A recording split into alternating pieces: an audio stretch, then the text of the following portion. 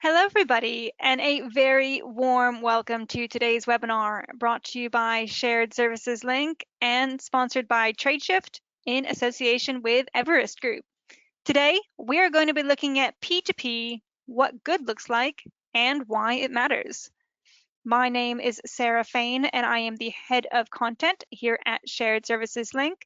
And I'm delighted to be joined today by our expert speakers, Sam Purchase, Senior Solution Consultant at Tradeshift, Amy Fong, Partner at Everest Group, and Vignesh Kannan, Vice President BPS at Everest Group. You, of course, have a very important role to play in today's webinar as well, and that is just to make sure that you get the most out of this hour. We may not be able to see your face like a live event, but we do feel your energy whenever you participate in the polls, when you ask questions.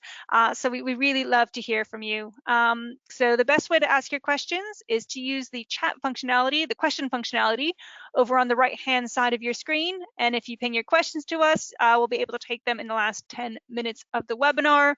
Again, feel free to put any comments throughout the webinar as well. If we can raise them, we will. If you want to listen to this webinar again, it'll be hosted on our site, sharedserviceslink.com. We'll also have a link to the slides. And if you like what you hear, please get in touch, share on LinkedIn, and reach out. We do love to chat to you after the webinar as well. So let's just touch a little bit on the context for the webinar today. In procure to pay, it's really easy, we hear, to get bogged down in the day-to-day operational struggles. As P2P is becoming so complex, we're often distracted by asking some of the fundamental questions, such as what does good look like? So the intention of the webinar today is to just give you an opportunity to clear your vision and to look up to the forest, to the trees, to get a bit of a sense of what good looks like. We have quite a lot to cover on the webinar today, so I've put together a handy little color-coded agenda here. So we'll be handing over to Sam just to give you a bit more insight on the objective of the webinar today and touching it at the end to make sure that we've achieved that. Amy Fong from Everest Group will be looking at P2P and some of the challenges and the evolving global regulations and compliance requirement. We're then going to bring back Sam to look what good looks like. And Vignesh is going to be giving some really in-depth examples of how to move to the future, about process optimization, digital transformation, the P2P technology ecosystem, and maximizing strategic value through P2P technology. Sam's going to be touching on how to know where you are in the process metrics and KPIs. And then Amy's going to be giving insight on the improvements you can see in P2P performance metrics through digitization. And we'll be wrapping up with conclusions, takeaway, and Q&A. So we have a lot to achieve, but we're going to aim to keep you all interested in the session today. So with that, I'd like to now introduce Sam from Tradeshift. Hello, everybody, and thank you for your time. And what I just wanted to do was, as we were looking at how we can deliver this webinar and we were talking together, we wanted to make sure that you're going to spend your time on this. We want to make sure that you get something that's actionable and actually you can take back into your everyday lives. So we've tried to keep the objectives of the webinar quite simple. So for me, lots of people go out and say, what is good? What is good? And we're going to try and explain that and try and think about that.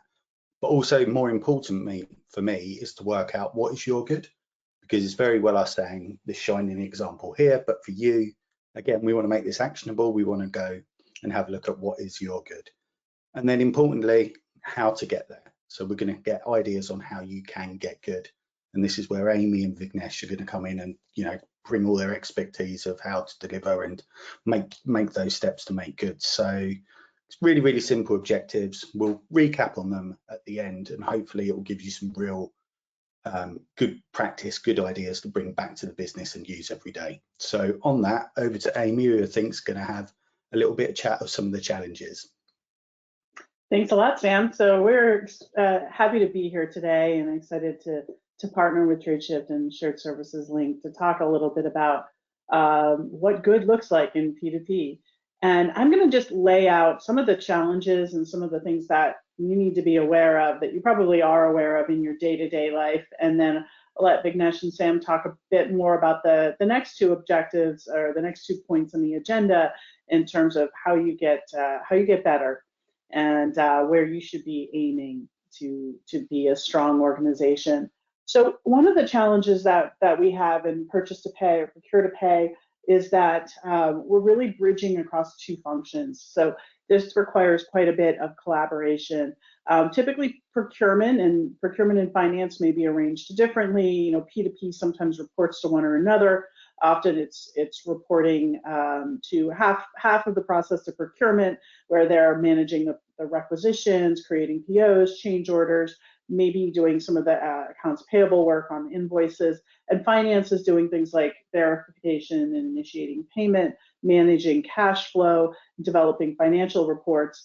And even when you have just the P2P operational activities under one roof or one owner, one team, process owner, you still have a lot of extraneous things, you know, that are impacted and related and driving the objectives of purchase to pay. So managing your suppliers better, bringing on new suppliers, finding new suppliers, accessing existing preferred supplier lists, and then of course all of the working capital goals and financial reporting that finance needs to manage. So there's a lot of push and pull that, you know, unites the functions, and that can be a challenge when you're looking at aligning with broader objectives. Other challenges that P2P operationally faces are, you know, kind of span across the process and look at things like process-specific challenges when you're manual, like requisition and PO processing, you know, having non-standard requisitions, relying on spreadsheets, quite a few people relying on offline contracts or lists of providers or suppliers, inefficient approval processes that may not tie in with budgets, but may also lead to overspending. On the AP side, AP teams often, you know, are challenged by non-PO invoices and missing invoices and exceptions and complicated matching. And then when you get down to the payments, longer processing times and reconciliation challenges and even fraud and duplicate payment challenges, which are a real challenge or a real risk in this process, as well as penalties on late payments and even just impact from suppliers for delayed payment approval time. So, you know, all of these pain points at the bottom are things that we hear pretty commonly from practitioners. They're lacking visibility, and that impacts your ability to source at the upstream end of this. And then at the downstream end, you know, having longer process times and costs around bank fees and transactional fees. And then we'll get into just the evolving regulations and all of the external things in just a moment. But you certainly have a lot of stakeholders in the P2P process and potentially a lot of impacts. So let's talk about those global regulations and compliance just for a second. I want to touch on that in the next couple slides because this is definitely one of the bigger challenges that we see across, you know, that make it very difficult to manage in a manual process. In fact, with technology, you know, we're starting to see people try to put process mining or typical, you know, routing workflow tools over this process. And I think that the external compliance aspect is the hardest part because what that process looks like is constantly changing as every country changes their requirements. So just to touch on a few of the biggest ones, most of you have probably heard of these, GDPR in Europe, anti-money laundering laws across different countries, depending on where you are. That's similar across different geographies in terms of the intent, but the actual penalties and the risk might vary in terms of what process you need to follow to avoid penalty. Sarbanes-Oxley is a US law that's very important in terms of disclosures and following process and keeping, you know, avoiding any kind of off-balance sheet transactions. Documenting your process is really important, and having a robust, documented, consistent process within P2P helps to stay compliant there. And then value-added tax, or VAT, which those of you outside of the US are probably more familiar with, but that can be a really big impact when you're looking at the goods and services in different stages that are purchased in, especially in European countries. When we look at different global regulations, those have been evolving, and the compliance has shaped quite a bit as we look across different regions. And this is a bit of the, the complexity as well, that we've seen e-invoicing actually take up a bit of a faster growth in other countries like Europe, where it's been mandated for regulatory reasons. And there's a reason that countries like in Europe and Brazil are mandating e-invoicing. It adds a lot of transparency. It brings standard process, and it modernizes and makes the, it's less fraudulent in terms of being able to add in, fake suppliers or things into the process, which is often a risk. So, we'll share these slides. I don't expect anyone to be able to read these really quickly, but it is really important to be familiar with the government requirements in every company you're operating in, even if you're just paying suppliers in a country. And if you are operating in multiple countries, as nearly all companies are these days, make sure that you're working with partners that can help provide that information as well, and it's built into your system.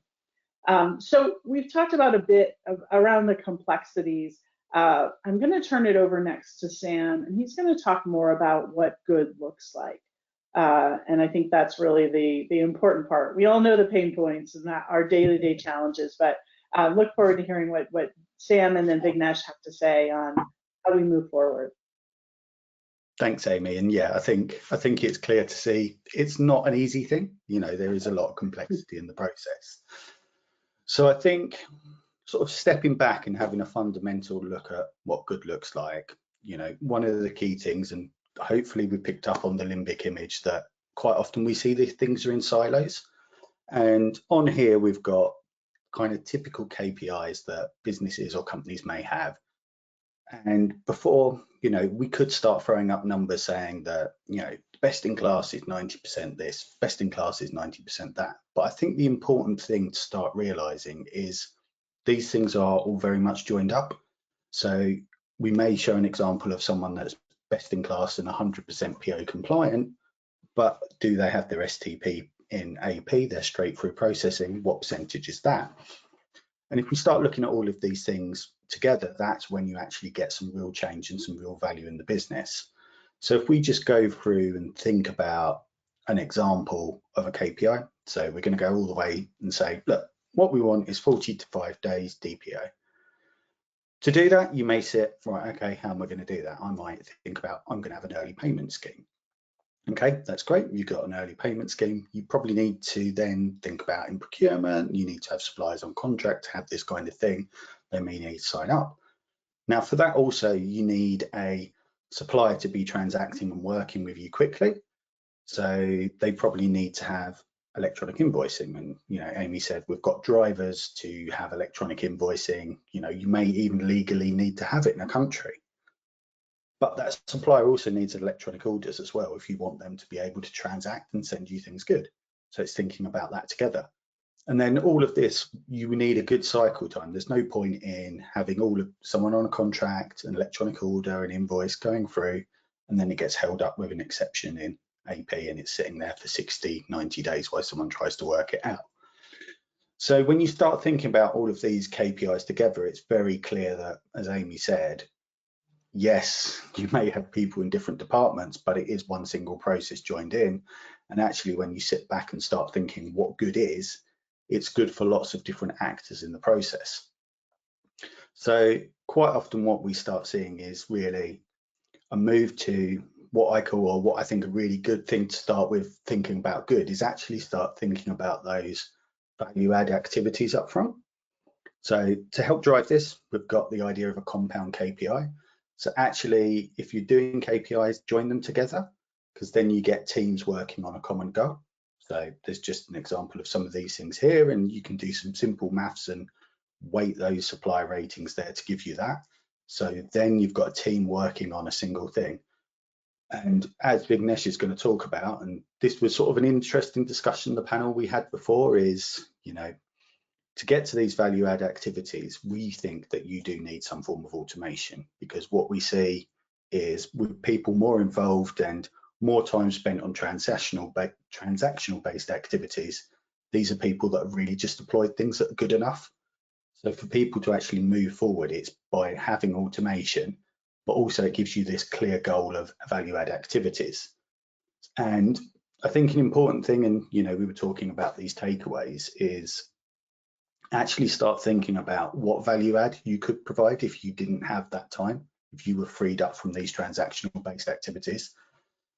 So thinking through, if we go back to our KPIs, we've just got a few simple examples. So, and this was just me, and this will be for your organization because everyone is different. But for me, just supplier relationships, moving from someone being just a transactional buyer to actually being more involved with being a partner manager. I mean, I've been a supplier in my life. I always think of the best contracts we had, or the best things, is when we had that really tight relationship. And here we've got focus on innovations, report savings to customers. Your suppliers can do amazing things, but if they're drowning in receiving a PDF order, doing these updates, etc., if you free up their time, then they can add that value to you. And this is one that I really like. We've got all these AP people with absolutely amazing knowledge. Cash is hard to get at the moment. Cash is king. You've got an AR department out there trying to get cash, but you've got loads of people that know what the other person on the other end of the phone is going through from an AP perspective. So use those skills. Those skills are brilliant, amazing skills. And actually you can flip those skills to actually be, we hear about becoming a profit center. You've got this amazing set of people that know how your customers' AP processes work. Use their skills within AR. And then get clever with cash. Again, like cash is so important in the world we're in.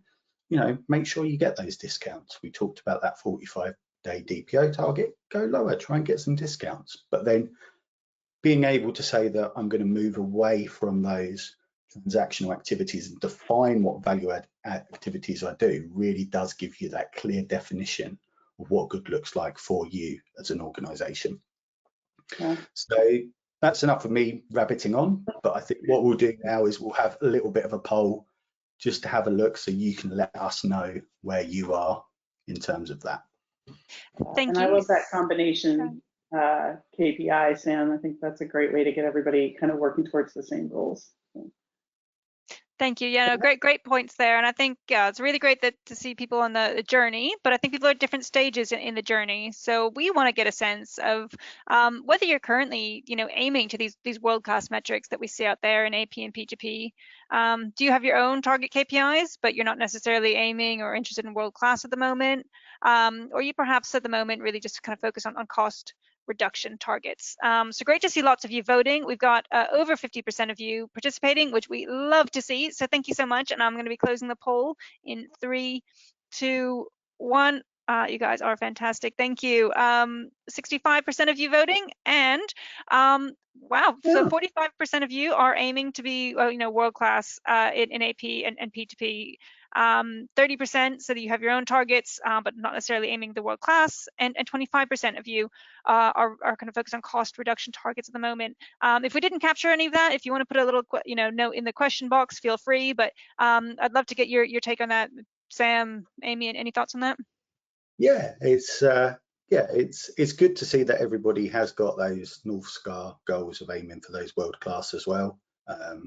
You'd expect that people to have that cost reduction as well, because let's be realistic, that's the reality of where we are. So yeah, it's quite an interesting spread. Yeah, for sure. It's great to see that people are aiming high. Absolutely. So with that, I'd now like to hand over to Vignesh for this next segment of our agenda. Thanks, Sarah, and thanks, Sam, Amy, for interesting perspective. I'm glad to be on the call, sharing some of the learnings and best practices that we have picked, by interacting with similar organizations, right? So I'm going to talk about, how to move to the future. So, we touched upon some of the challenges. Sam spoke about what good looks like. So I'll focus, more on how to get there, right? So before we move on to that, I just would like to share some perspective on how the P2P function and the procurement function has evolved over the years, right? So traditionally, procurement and P2P function has been treated or as functioning as a cost center.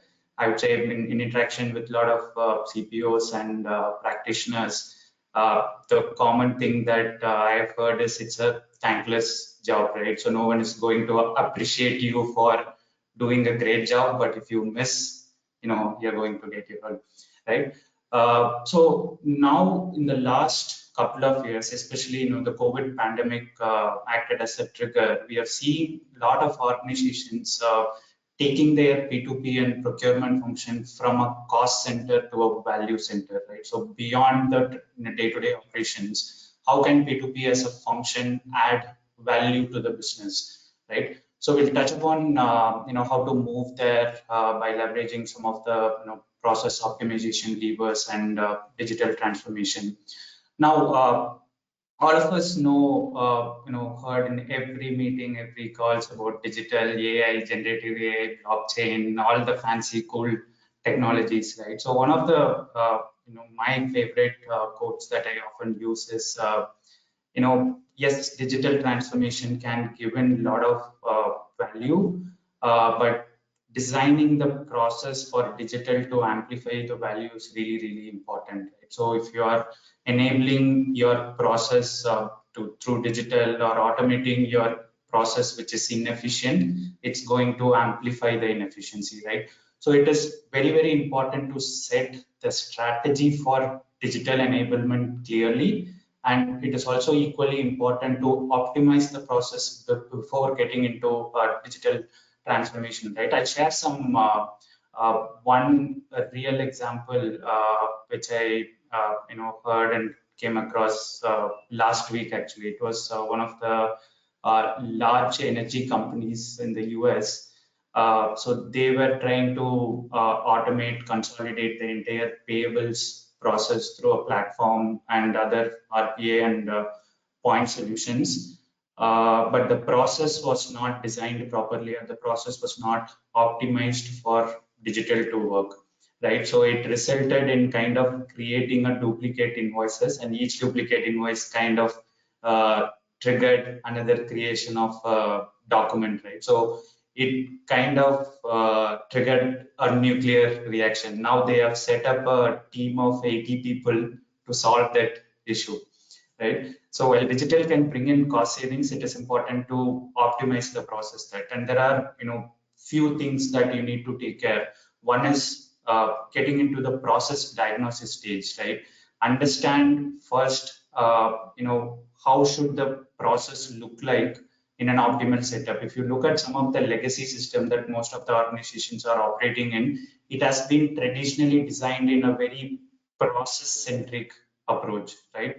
Now the entire P2P function is moving towards a very stakeholder-centric or a user or persona-centric approach. So some of the processes or activities in the entire value chain may not be relevant at all, may not be needed, right? So it is important to diagnose the process, understand what process is required, what is not required, what are the processes that can be standardized across different regions, and what are the activities that can be centralized, right? So having that strategy is very important. At the same time, designing in a process in such a way that your workflow can pick up and operate in a seamless manner.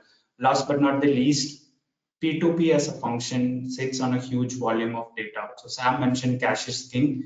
I would say data is the new currency, right? So it is important to understand how you can leverage the data to your advantage. There are a plethora of tools available which can bring in significant value beyond your operational task, leveraging the data, right? So it's important to get what's going to be a data strategy, what's going to be your optimized process, aligned to specific stakeholder, and the strategy for digital transformation.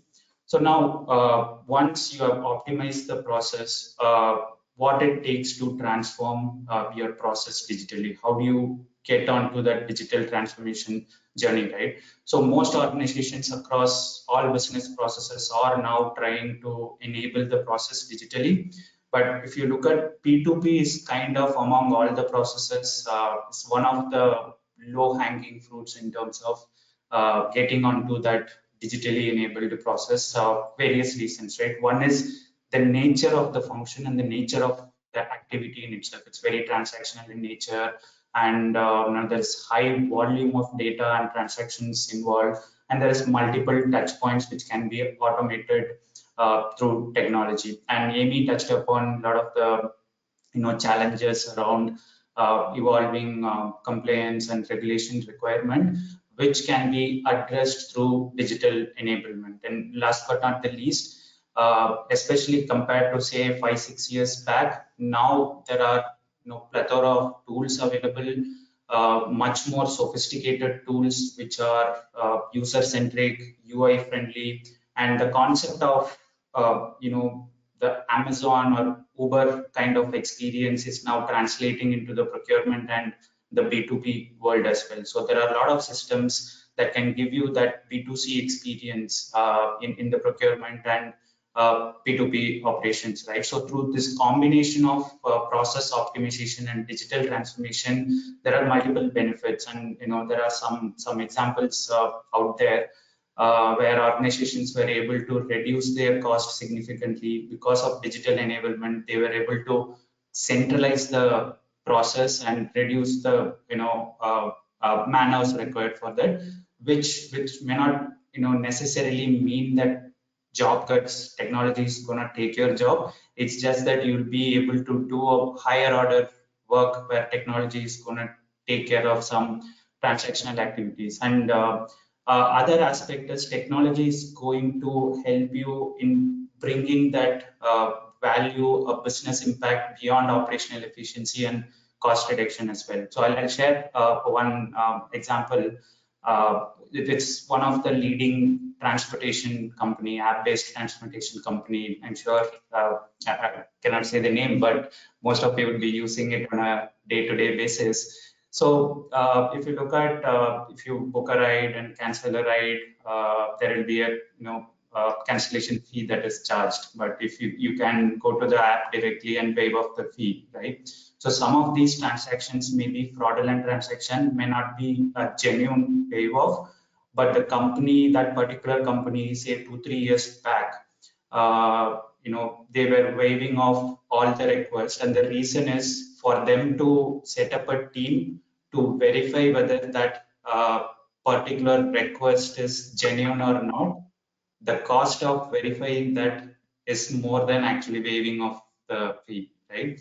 So now they have implemented a digital system which can fetch the user data, the historical activity, and give you a genuine response, whether it is a fraudulent claim or a genuine claim. Though this is a kind of a tail end spend, but they were able to recover lot of savings from that, which increased their working capital and cash flow as well.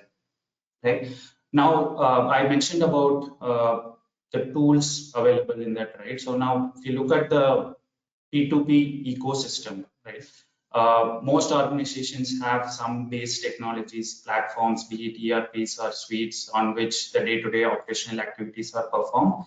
Now, there are a lot other tools which I would call it a system of engagement or system of augmentation layer, wherein there are different types of technologies out there. So one is your broad-based suite, S2P suite or a P2P suite. So Tradeshift is one such example, and we have other examples like GP Smart or Zycus, which are like a platform with multiple modular options across the procurement value chain, which can interact with your base technology and provide significant value, with automation capabilities, workflow capabilities, analytics capabilities, and some benchmarking capabilities to monitor your transformation. Going back to Sam's point, you can monitor on a continuous basis on where you are and what's your North Star, and monitor your milestones, right? Beyond that, there are a lot of very focused point solutions out there. On the automation side, if you look at, most of you are aware of, robotic process automation tools, document extraction tools, and a lot of cognitive technologies are now being embedded as part of this list of breed suites, right? And within the P2P ecosystem now, the analytics component is playing a significant role. So going back to again some of the metrics that Sam mentioned around DSO or DPO, these analytics tool can help you in identifying those duplicate payments, fraudulent transaction, and with a lot of cognitive technologies coming in, analytics tools are now becoming much more sophisticated, which can predict duplicate payments, which can predict fraudulent transaction using machine learning or AI-based technologies, right? Now I'll illustrate this probably with an example of how all this would come together, right? At the bottom you'd see how, and most of you are aware, this is a typical P2P operations process, which starts from a purchase request till payment processing. If it is done manually, it's a very tedious task, which is prone to inefficiency, prone to errors, a lot of errors, right? And as you think of your digital strategy, it is important to identify what are some of the quick wins, right? High volume tasks, transactional activities, which are highly rule based, wherein your technologies like robotic process automation can come in and pick up very quick wins, like say document transfer, like workflow orchestration, or three-way matching of invoices, your purchase request, and GRMs, right? So which will give you some process efficiency, free up some manpower, and also help in reducing the turnaround time. Now, as you move up the digital maturity, the cognitive technologies kick in. So IDP is one example, which can make your automation an intelligent automation process, right? Which can, so in most organizations where most organizations are trying to get to 100% invoicing, but we are not still there yet, right?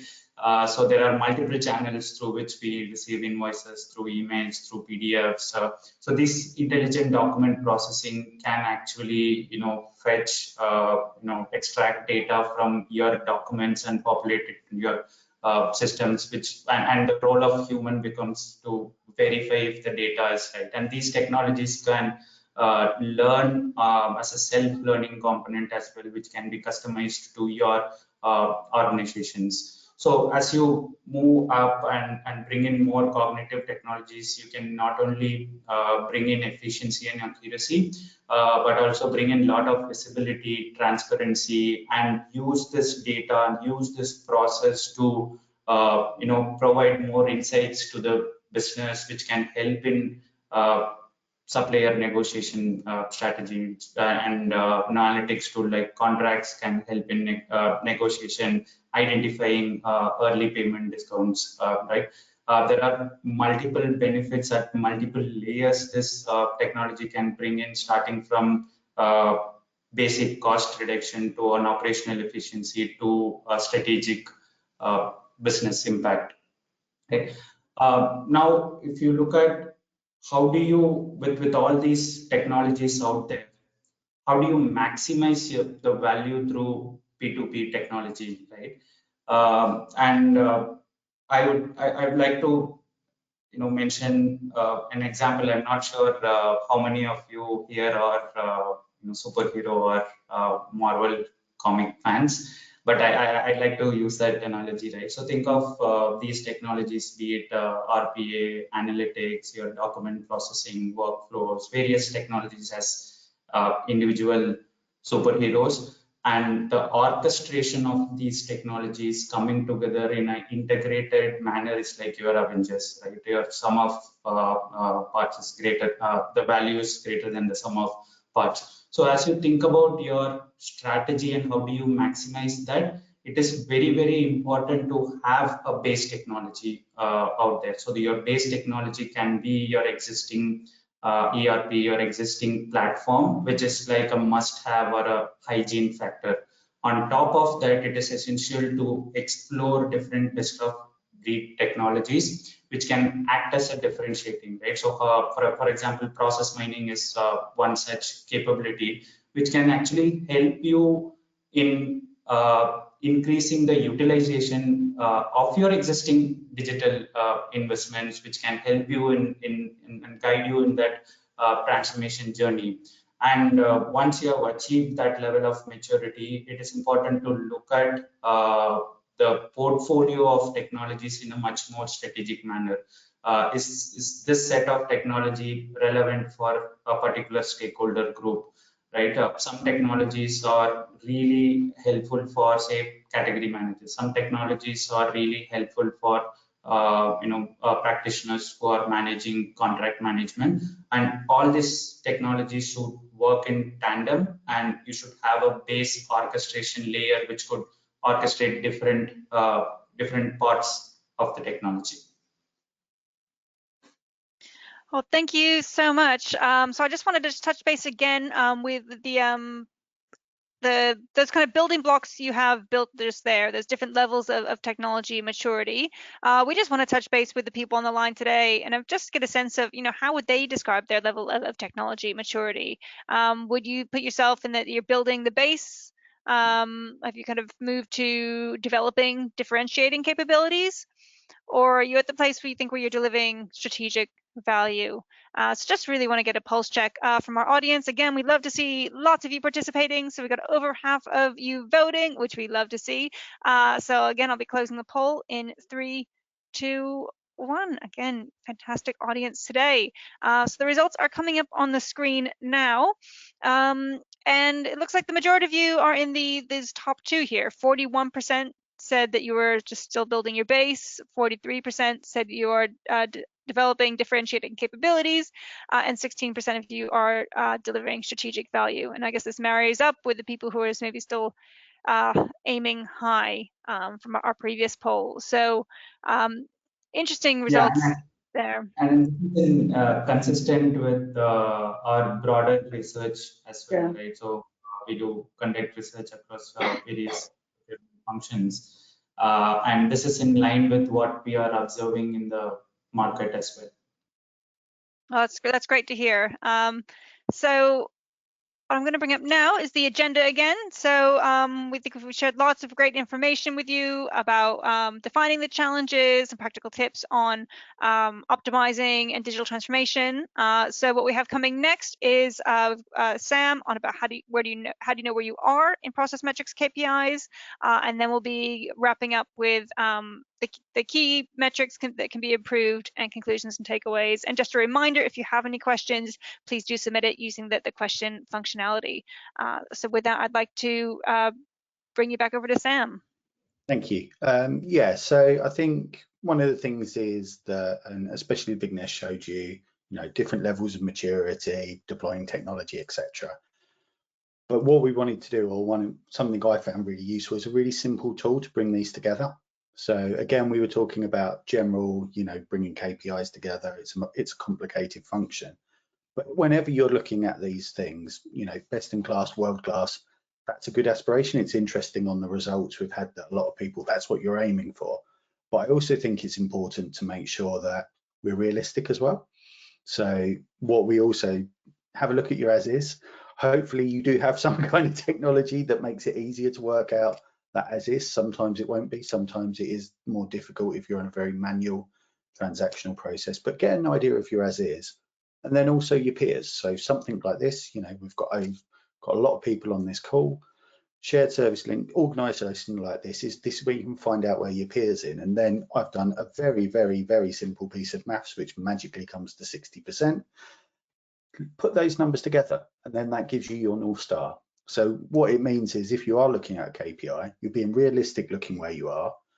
You've kind of looked at what best of class is, where you can get to, but also we know that P2P, yes, it's a complicated function, but if you're in different businesses, it can be very, very different for each area or each business.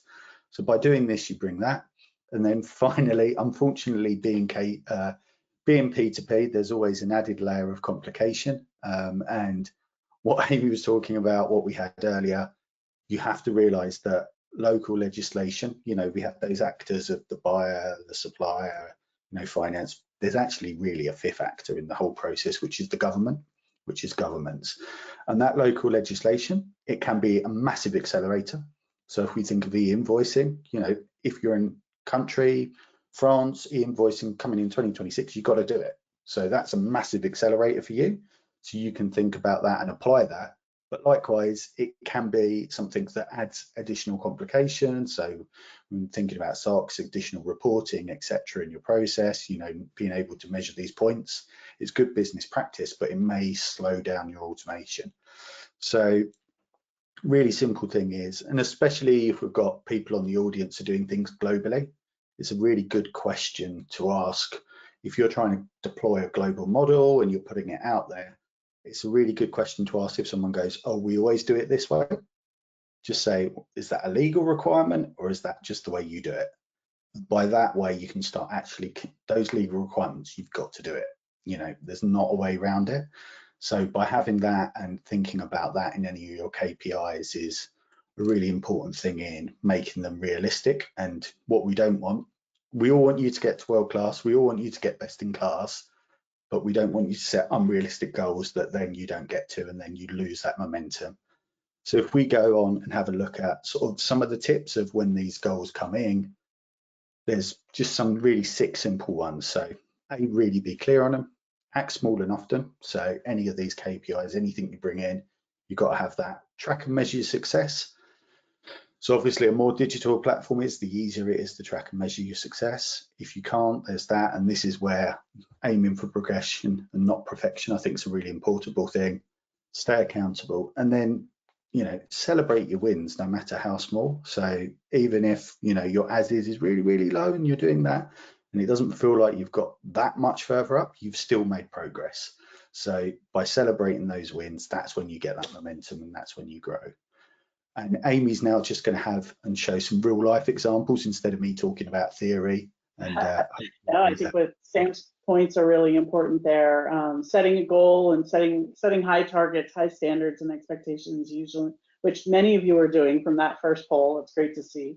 Looking at how you can use external factors like compliance requirements to drive automation and to drive that improvement. Sometimes that's a good way to get funding. Risk mitigation, often helps. So great points from Sam, and then Vignesh touched quite a bit on the technology and where we see that maturation. And my comment on that poll is, not surprised to see that a significant number are still working on that base of just automating the process. But as you get through that and looking at where you're really differentiating, I think there's just so much happening in the technology space right now that can really propel you and drive performance. So we want to just circle back as we talk about, what good looks like, how you get there, and now how you kind of measure it going forward. There's a lot of key performance indicators or KPIs that we suggest you use that are on that last slide. It's a good guideline in terms of things that might be buckets of indicators you want to have. You're looking to improve your cycle time, and there's several metrics around that: accuracy, cost, business outcomes. So typically I advise people to pick the metrics that make the most sense for each of these macro goals and then roll those up. There's certainly different frequencies, different levels of measurement in each of these. And think about how you can go back to what Sam said earlier with that macro larger measurement or an OKR that kind of guides the business outcomes that you're trying to drive. So if you're a P2P person trying to drive improvement at the process at the micro level, you also need to be able to talk at the macro level with leadership to understand, how does our being good impact the business, our improvement impact the business, and overall, build a business case for change. So with that, I think we can get back to if I may yeah, go ahead. Great. Yeah, that a lot of organizations measure these metrics of timeliness, accuracy, cost, cycle time related metrics. But I'd really like to emphasize the point that Sam mentioned. I have seen a lot of enterprises where, say, they are measuring 30 KPIs, all are green, but still the outcome is red. Right? So creating that watermelon effect out there. So it is very, very critical to map the individual metrics to that KPI and measuring the ultimate compound KPIs. This is a very, very common pattern that I have seen in a lot of organizations where they are operating on a watermelon effect basis and pinpointing features. I have met my KPI. Everyone says that, but the business is still struggling. Yeah, and I think another one, just to focus one little one more here, that's probably a bit different, is we've got that compliance cost. So we're all used to P2P. We're trying to do more. We're trying to bring savings and values. Actually, a lot of the compliance cost is the risk of not doing something, which is sometimes a little bit different for you to actually think about doing. So, you know, you're in a country, legislation says this, if you don't do this, there's penalties. So actually the cost is you not acting, which sometimes people miss and sort of say, well, that's not a real cost. And it's like, well, you have to do it. And if you don't do it, this is going to be the impact. So sometimes it just takes a little bit of a mind reset to actually think about, you know, we've got all these good benefits and positive stuff, but also there's risk, and risk does carry a cost. And I think it's important that we consider that. And Amy sort of said about getting a business case and things like that. And, you know, we're in an environment where every decision within a business gets looked at in a lot of detail, and actually having risk inside that and considering the risk of not doing something, I think's equally as valuable as the positives, which we've also mentioned and talked about. We can finally do the wrap up now.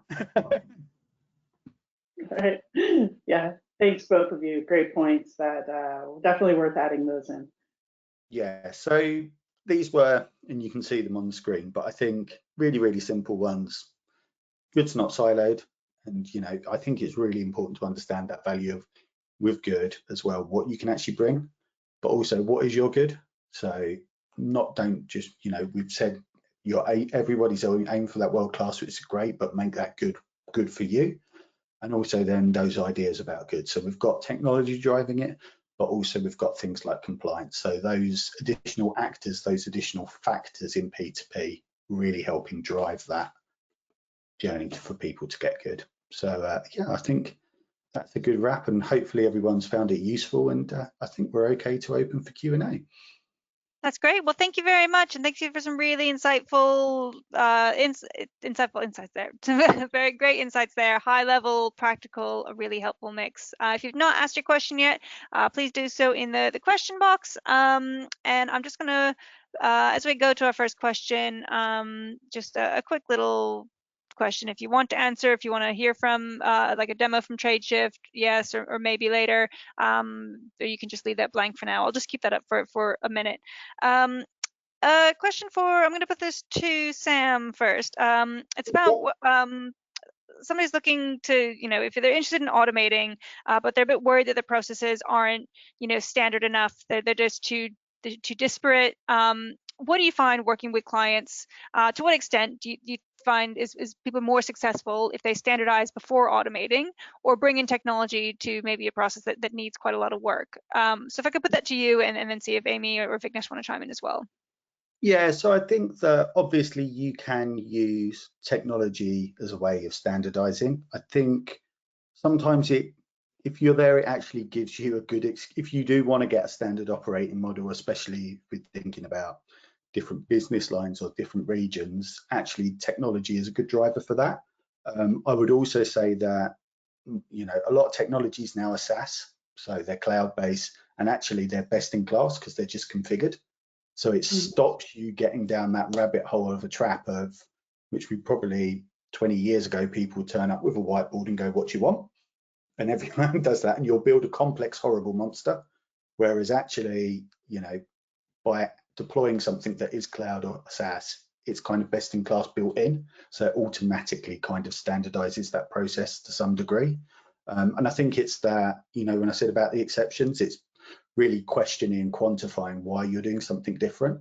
And if you can put a value against that, then that's really a good way of you actually making the decision if you want to kind of make that something you're going to do, or try and make sure and move to that standard process. Amy, Vignesh, any comments?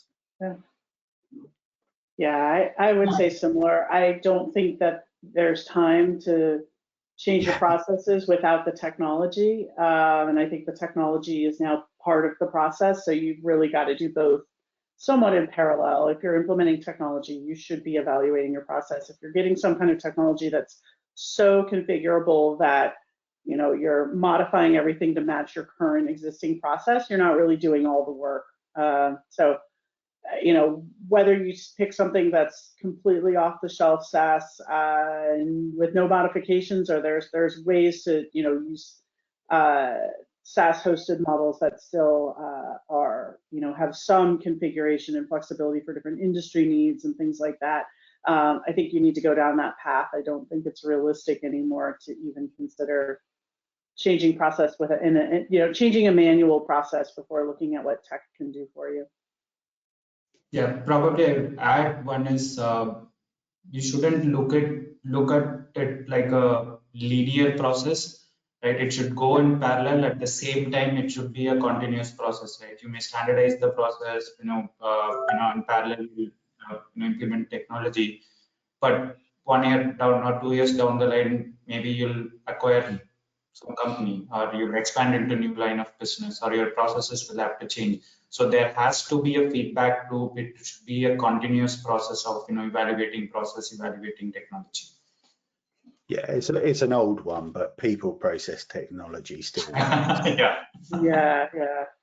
And I think that point of your needs will change is really important to keep in mind. I've seen a lot of implementations of big source to pay platforms that are they're supposed to take 3 years, and they end up in theory taking 5, but by year 2 or 3 kind of moved on to something else, and the focus of onboarding suppliers and users and everything isn't really complete. So I think a lot of the lack of value realization we've seen in technology has been because of that kind of big bang concept, instead of do as much as we can and then continue to evolve it and know that it's going to evolve. And 3 years is eons today in anything. So the old implementation strategy doesn't work.